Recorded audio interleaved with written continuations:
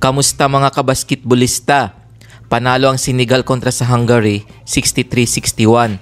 Kinapos naman ang Women's Gilas Pilipinas matapos matalo ng bansang Brazil 77-74.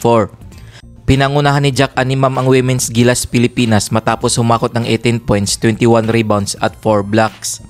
Nag-ambag naman si April Bernardino ng 14 points, 7 rebounds, 2 steals at 2 blocks. Naomi Panganiban 13 points, 5 rebounds, 4 assists. Stephanie Ann Berberabe 9 points, 3 rebounds, 3 assists. Quenquese de la Rosa 5 points, 3 rebounds.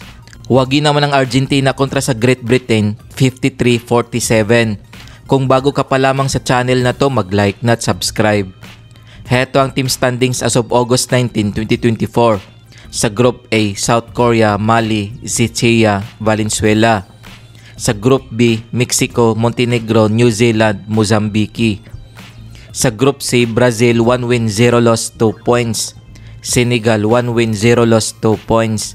Hungary 0 win 1 loss 1 point. Philippines 0 win 1 loss 1 point. Sa Group D naman, Argentina 1 win 0 loss 2 points. Great Britain 0 win 1 loss. Rwanda, Lebanon. Kung umabot ka dito sa video na to, mag-like na at subscribe.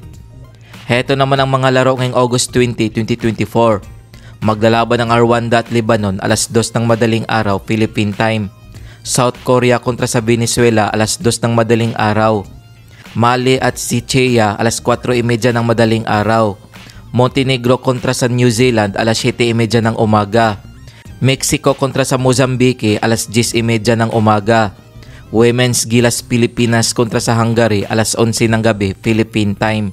Kung nagustuhan mo ang video na to, mag-like na at subscribe.